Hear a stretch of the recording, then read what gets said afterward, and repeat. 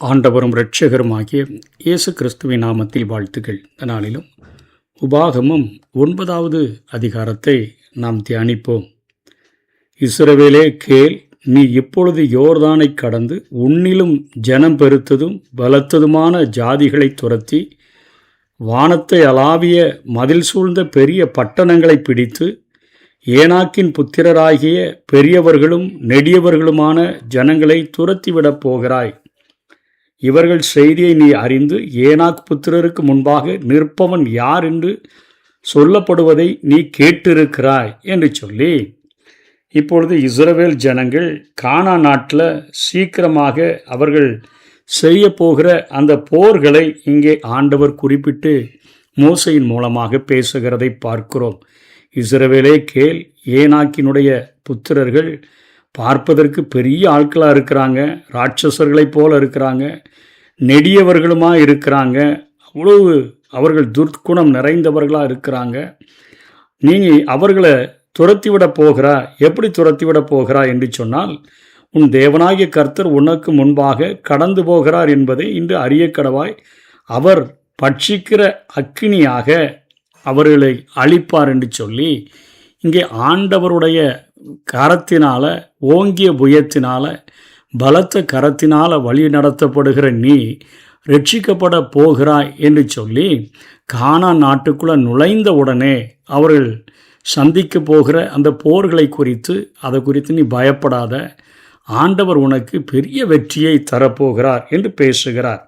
அதனை பேசிட்டு உடனே சொல்கிறாரு, உன் தேவனாகிய கர்த்தர் அவர்களை உனக்கு முன்பாக துரத்துகையில் நீ உன் இருதயத்தில் என் நீதியின் நிமித்தம் இந்த தேசத்தை சுதந்திரித்து கொள்ளும்படி கர்த்தர் என்னை அழைத்து வந்தா என்று நீ சொல்லாயாக என்று சொல்ல. ஏன் நீதியினால தான் இதெல்லாம் நடந்தது, நான் நிறைய நல்லது செஞ்சுருக்கிறேன் போலன்னு சொல்லி உன் இருதயத்தில் நீ நினைத்து விடாதே. அந்த ஜாதிகளுடைய ஆகாமியத்தின் நிமித்தமே, அவர்களுடைய துர்ச்செய்கைகளின் நிமித்தமே கர்த்தர் அவர்களை உனக்கு முன்பாக துரத்தி விடுகிறார். இந்த எச்சரிப்பை மோசே எதற்காக அந்த ஜனங்களுக்கு கொடுக்கிறார் என்று சொன்னால், உன்னுடைய நீதியின்படி ஆண்டவர் உனக்கு இந்த தேசத்தை தரல, இவ்வளோ பெரிய ராட்சசர்களை நீ வெற்றி பெறுகிற வெற்றியை உனக்கு உன்னுடைய நீதி நிமித்தம் தரல, உனக்கு ஒரு பரிசாக தருகிறார் என்று தான் பேசுகிறார். எவன் மேலே இரக்கமாயிருக்க சித்தமாயிருப்பேனோ அவர் மேலே இரக்கமாயிருப்பேன் என்று சொல்லுகிற ஆண்டவர் இன்றைக்கு நம்மை பார்க்கிற பொழுது, நம்ம பார்க்கும்போது நான்லாம் எப்படி ரட்சிக்கப்பட்டேன் என்று நாம் நினைக்கிற அளவிற்கு நம்முடைய நிலைமைகள் இருக்கிறது. நம்ம அதனால் மற்றவர்களை பார்த்துட்டு நான் ரொம்ப நீதி உள்ளவன் போல, அதனால தான் ஆண்டவர் என்ன அவருக்கு வேணும்னு எடுத்திருக்கிறாரு அப்படின்னு சொல்லி நம்ம ஒரு நாளும் மேன்மை பாராட்டுகிறதற்கு ஒன்றுமில்லை என்பதைத்தான் ஆவிக்குரிய இஸ்ரவேலர்களாகிய நமக்கு இந்த பகுதி காட்டுகிறது.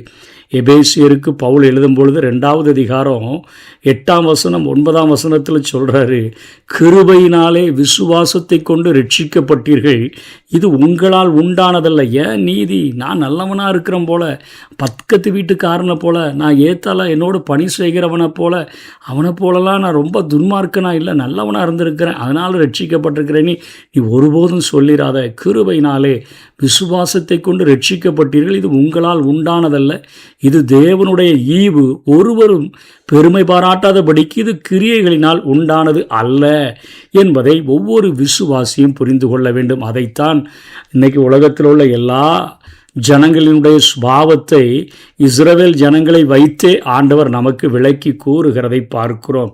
இன்னும் ஆழமாக தெரிந்து கொள்ள தீத்துவில் 3வது அதிகாரம் 4ஆம் வசனத்திலிருந்து பார்த்தோம் என்றால், நம்முடைய இரட்சகராகிய தேவனுடைய தயவும் மனுஷர் மேலுள்ள அன்பும் பிரசன்னமான போது, தேவனுடைய தயையும் மனுஷர் மேலுள்ள அன்பும் பிரசன்னமான போது நாம் செய்த நீதியின் கிரியைகளின் நிமித்தம் அவர் நம்மை ரட்சியாமல் தமது இரக்கத்தின்படியே மறுஜென்ம முழுக்கினாலும் பரிசுத்த ஆவியினுடைய புதிதாக்குதலினாலும் நம்மை ரட்சித்தார். தமது கிருபையினாலே நாம் நீதிமான்களாக்கப்பட்டு நித்திய ஜீவன் உண்டாகும் என்கிற நம்பிக்கையின்படி சுதந்திரமாகத்தக்கதாக அவர் நமது இரட்சகராகிய இயேசு கிறிஸ்து மூலமாய் அந்த பரிசுத்த ஆவியை நம்மேல் சம்பூரணமாய் பொழிந்தருளினார். உன்னை ரட்சித்தது மாத்திரமல்ல, உன் சரீரத்தில் பரிசுத்த ஆவியை தந்து ஒரு அழகான மணவாட்டியாக, மணவாளனுக்கு ஏற்ற மணவாட்டியாக அவருடைய கிருபையினாலே உன்னை உருவாக்கி கொண்டிருக்கிறார். ஆகவே உன் இருதயத்தில் ஒருபோதும் பெருமை வந்துடக்கூடாது, என்னுடைய நீதியின் நிமித்தம்னு சொல்லிடாத. உனக்குள்ள அந்த ஆகாமியம் வந்துருச்சுன்னு சொன்னால் இஸ்ரவேல் ஜனங்களுக்கு முன்பாக அந்த ஏனாக்கின் புத்திரர்கள் அல்லது கானானில் குடியிருந்த அந்த 7 வித ஜாதிகளை அழித்தாரே, துரத்தி விட்டாரே, அதே போல் உன்னையும் உனக்குள்ள பெருமை வரும் என்று சொன்னால் உன்னையும் துரத்தி விடுவார் என்கிற காரியத்தை மோசே இங்கே விளக்கி கூறுகிறதை பார்க்கிறோம். இன்னும் ஒரு காரியத்தை இதில் புரிந்து கொள்ளலாம். 5ஆம் வசனத்தில் நம்ம பார்க்கிற பொழுது, உன் நீதி நிமித்தமும் உன் இருதயத்தில் உள்ள உத்தமத்தின் நிமித்தமும் நீ அவர்கள் தேசத்தை சுதந்தரிக்கும்படி பிரவேசிப்பதில்லை. அந்த ஜாதிகளுடைய ஆகாமியத்தின் நிமித்தமும் ஆபிரகாம், ஈசாக்கு, யாக்கோபு என்னும் உன் பிதாக்களுக்கு கர்த்தர் ஆணையிட்டு சொன்ன வார்த்தையை நிறைவேற்றும்படியாகவும் உன் தேவனாகிய கர்த்தர் அவர்களை உனக்கு முன்பாக துரத்தி விடுகிறார். இன்னைக்கு நிறைய நேரங்களில் பிறரது தோல்விகள் தான் நமக்கு வாய்ப்பாக கிடைக்குது. சவுல் ஆண்டவருக்கு கீழ்ப்படியாமல் போனதுனால நான் சவுலை புறக்கணித்து தள்ளினேன் என்று சொல்லி தள்ளினது நிமித்தமாக அங்கே தாவீதுக்கு அருமையான வாய்ப்பு கிடைக்கிறதை பார்க்கிறோம். ஆகவே நம்முடைய காரியங்களில் இன்றைக்கி உலகத்திலேயே பார்க்க போனோன்னு சொன்னால் இன்றைக்கி சிலரினுடைய தோல்விகளில் தான் வேறு சிலர்களுக்கு வாய்ப்பு கிடைக்குது. ஒரு மேட்ச்சில் விளையாடலைன்னா இன்னொரு வீரருக்கு அந்த இடத்தை கொடுக்கறது போல் நமக்கு இன்றைக்கி நிறைய பேருடைய தோல்விகளினால் நமக்கு வாய்ப்புகள் பெறப்படுகிறது. உலகின் பல துறைகளில் நம்ம இதை பார்க்க முடியுது. விளையாட்டுத்துறையாக இருந்தாலும் சரி, அது கல்வித்துறையாக இருந்தாலும் சரி, எந்த ஒரு இடமாய் படிக்கிற இடத்திலிருந்து நாம் பணிபுரிகிற இடத்திலிருந்து நாம் விளையாடுகிற தளம் வரையிலும் இது உலகத்தில் பல துறைகளில் இதை நம்ம பார்க்குறோம். இன்றைக்கி தோற்று போகிற நிலைமையில் இருக்கிறவங்கள தள்ளிவிட்டு அந்த இடத்துல வேறொருவருக்கு வாய்ப்புகள் வழங்கப்படுகிறது. இஸ்ரவேல் மக்கள் மோசேயின் மூலமாக இதுதான் நினைவூட்டி அங்கே சொல்கிறாரியப்பா, அவன் கிரியைகளின் நிமித்தமாக துரத்தி விடப்படுறான். அந்த இடத்துல ஆண்டவர் கிருபையா பரிசா உனக்கு இந்த தேசத்தை அதாவது ஒரு பெரிய தேசத்தையே உனக்கு தருகிறார். நீ அதுக்கு கீழ்ப்படியாமல் நீ போயிட்டான்னு சொன்னால் உன்னை துரத்தி விட்டுட்டு அந்த தேசத்தை வேறு ஒருவங்களுக்கு கொடுத்துருவார் என்கிற ஒரு எச்சரிப்பை கொடுக்கிறார்.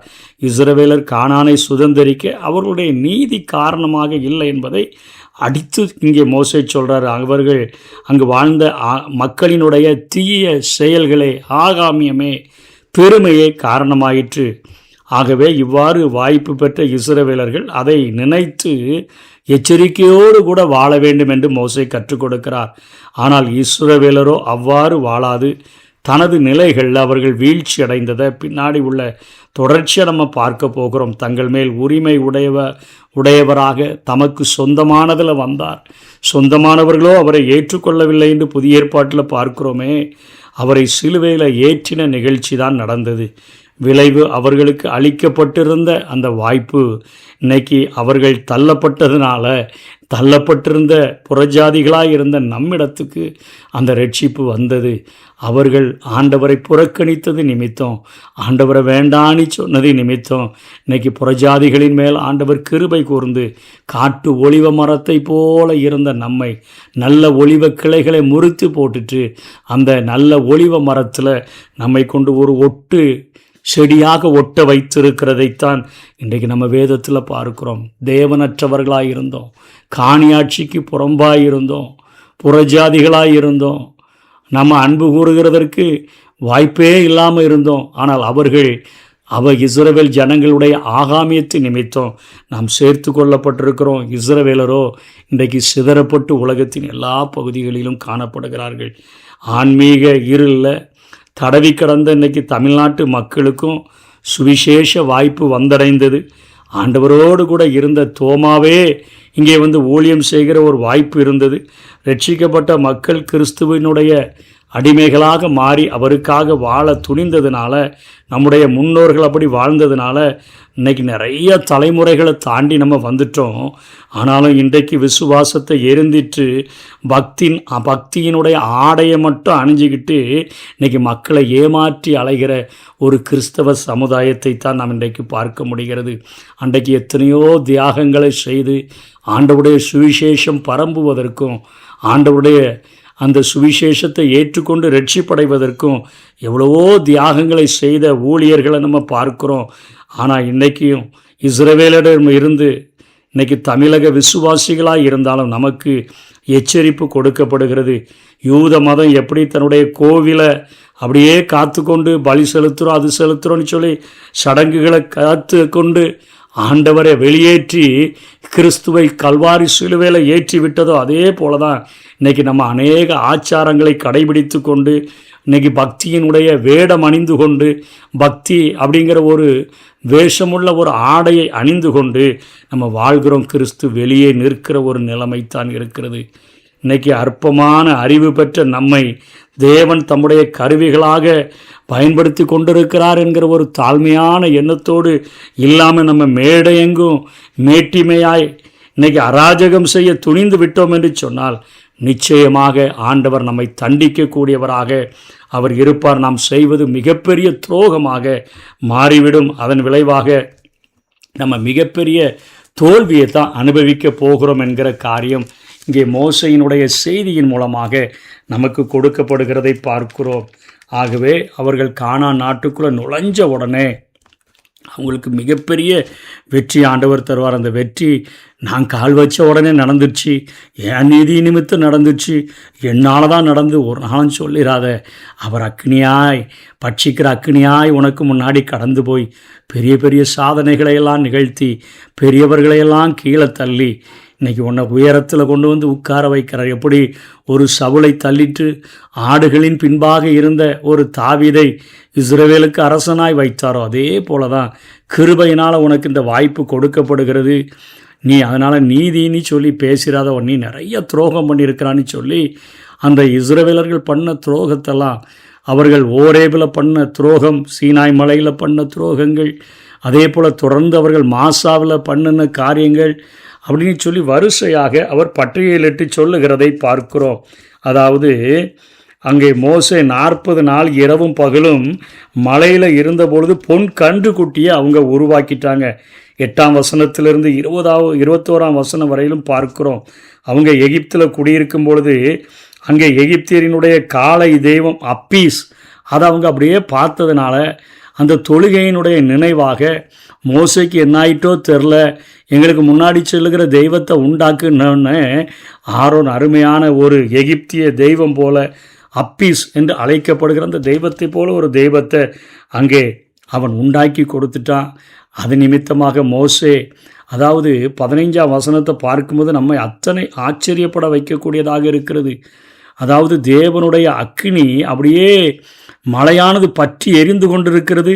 உடன்படிக்கையினுடைய 2 பலகைகள் ஆண்டவருடைய விரலினால் எழுதப்பட்டது மோசையினுடைய கரத்தில் இருக்குது.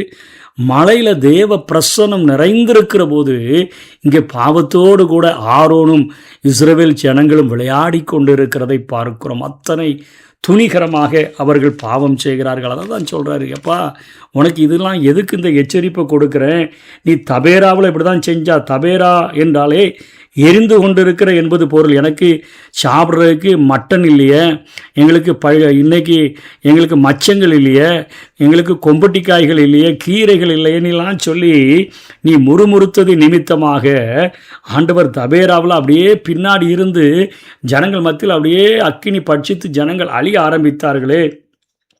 இது தேவனுடைய கோபத்தை நினைப்பூட்டுகிறதா இருக்குது. நீ அப்போ இந்த காரியத்தை செய்தாயே. அதே போல் உபாகமம் 6:16 பார்க்கிறோமே, மாசா அதுலேயும் நீ முறுமுறுத்தாயே. அதே போல் ஹேப்ராத் ஹத்தாவா, இதுதான் சீனாய் மலையை விட்டு இஸ்ரவேலர்கள் தங்கிய இடம், பேராசைக்காரர்களினுடைய கல்லறைகள் என்று இது அழைக்கப்படுகிறது. அங்கே ஆண்டவருக்கு விரோதமாக பாவம் செய்தாயே.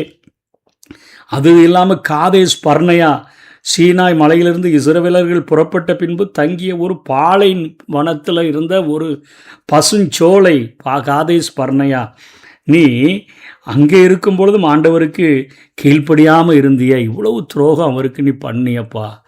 இவ்வளவு ஆண்டவருக்கு கீழ்ப்படியாமல் இருந்தியே, அதனால தான் நீ அந்த தேசத்தை தந்த பிறகும் உன் இருதயத்தில் நீ இப்படிப்பட்ட எண்ணங்களெல்லாம் கொண்டு ஆண்டவரிடத்துல நிறைய நேரம் நீ கோபம் ஊட்டின. ஆனால் நானோ உங்களுக்காக தேவ சமூகத்தில், இங்கே தேவ சமூகம் என்பது ஆசரிப்பு கூடாரத்தை குறிக்கிறது. தேவ சமூகத்தில் இரவும் பகலும் 40 நாள் கடந்து ஆண்டவரே இந்த ஜனங்கள், அதைத்தான் அந்த அதிகாரத்தில் 25 29 வரையிலும் பார்க்கிறோம். உங்களை அழிப்பேன்னு அவர் சொன்னதுனால இரவும் பகலும் 40 நாள் அவருடைய சமூகத்தில் விழுந்து கிடந்தேன்.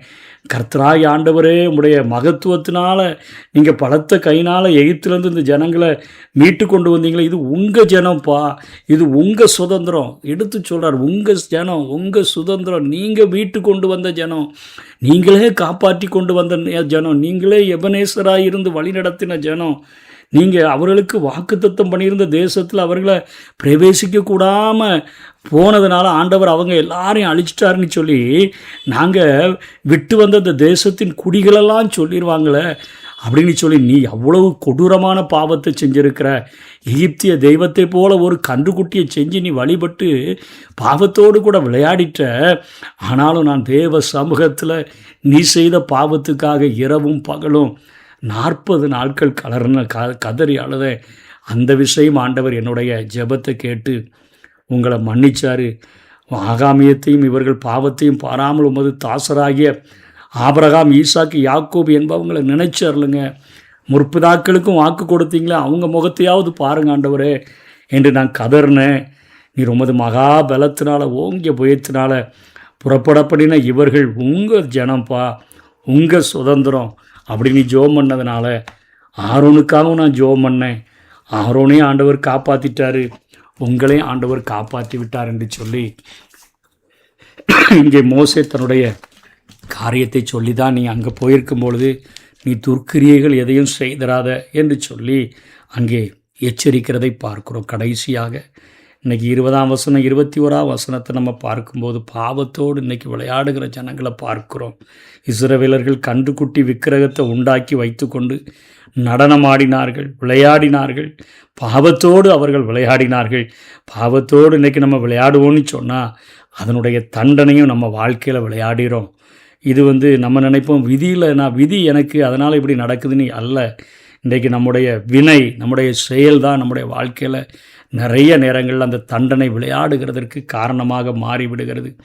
ஆரோன் மோசையுடன் எவ்வளவு சாதாரணமாக பேசுகிறார் பாருங்க.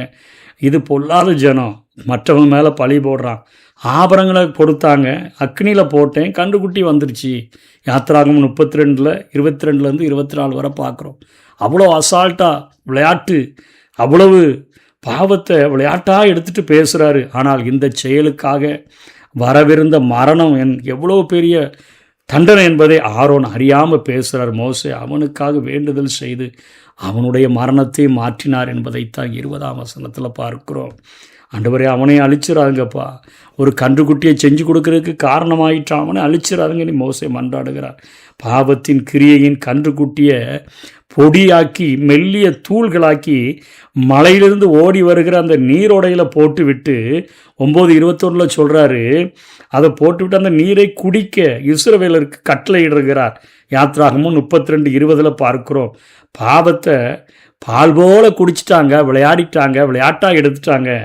அதனுடைய தண்டனையை அவங்க அருந்தி தான் ஆகணும்னு சொல்லி திரும்ப அதை உண்டு பண்ணிடக்கூடாதுன்னு சொல்லி ஆண்டவர் அத்தனையாக பொடியாக்கி தண்ணீரில் கலந்து எவன் பாவம் செஞ்சானோ அவன்லாம் அந்த பாவத்தின் தண்டனையை குடிக்கட்டும் அப்படின்னு சொல்லி, இன்றைக்கும் நம்ம பாவம் செய்தோம்னா நம்முடைய வாழ்க்கையில் பாவத்தின் தண்டனையை அருந்தி தான் ஆகணும். பாவத்தினுடைய தண்டனை நம்முடைய வாழ்க்கையில் விளையாடி தான் ஆகும் என்பதை இந்த காரியம் நமக்கு எச்சரிக்கிறது. இந்த காரியங்களின் நிமித்தம் மலையின் மேலே அல்ல, தேவ பிரசன்னத்தில் தங்கி இருக்கும்பொழுதே, அவர் மலை மேலே இருக்கும்போதே இப்படிலாம் நடந்துருச்சே. தேவனை முன்னில் வைத்து கொண்டே உயிரற்ற விக்கிரகங்களுக்கு முன்பாக நீங்கள் இப்படியே முட்டாள்தனமாக முரட்டாட்டம் பண்ண ஆட்கள் தானே. அதனால தான் உங்களுக்கு திரும்ப திரும்ப எச்சரித்து சொல்லுகிறேன் என்று மோசே பேசுகிறார். இன்றைக்கும் தேவனுடைய வேதத்தை கையில் வச்சுக்கிட்டே நம்ம நிறைய நேரங்களில் தேவனை பரிகாசம் பண்ணுகிறோம். தேவனுடைய வசனம், ஜீவனுள்ள வசனங்களை நம்பாமல் பொய்னி சொல்கிறோம். இன்றைக்கி தேவனுக்கே அவரை போல விக்கிரகத்தை உண்டாக்கி தொழுகிறோம். இன்றைக்கி மாய வித்தைகளை காட்டி மக்களெல்லாம் ஏமாற்றுகிறோம். எத்தனையோ அதாவது வேடமணிந்து நம்ம இன்னைக்கு ஜனங்களை ஏமாற்றுகிறோம். இதனுடைய பலனை குடிக்கிற போது தான் நம்முடைய வீராப்புகள் எல்லாமே நமக்கு தெரியும். ஆண்டவரே, நாங்கள் இத்தனையாய் உமக்கு விரோதமாக பாவம் செய்து விட்டோமே என்பதை உணர முடியும். ஆகவே கிருபையாய் ஆண்டவர் நமக்கு இந்த நாட்களில் தந்திருக்கிற ரட்சிப்பை, இந்த நாட்களில் நமக்கு தந்திருக்கிற வெற்றியை, இந்த நாட்களில் நமக்கு தந்திருக்கிற ஒரு நல்ல வாழ்க்கையை, நல்ல வாய்ப்பை, ஆண்டவரே இது என்னுடைய கிரியைகளினால் அல்ல, உம்முடைய கிருபையினால், உம்முடைய இரக்கத்தினால் நான் ரட்சிக்கப்பட்டிருக்கிறேன், இந்த நல்ல வாழ்க்கையை பெற்றிருக்கிறேன், பரிசுத்தமாய் வாழ எனக்கு ஒரு நல்ல வாழ்க்கையை தந்திருக்கிறீங்க, இந்த உலகத்தில் பரிசுத்தமாய் இருப்பதற்கு எனக்கு ஒரு கிருபையை தந்திருக்கிறீங்க. அதனால் அதை நான் என்னுடைய வாழ்நாள் பரியந்தமும் எல்லை பரியந்தமும் என்னுடைய வாழ்வில் பரிசுத்தோன்னு எழுதிருங்க.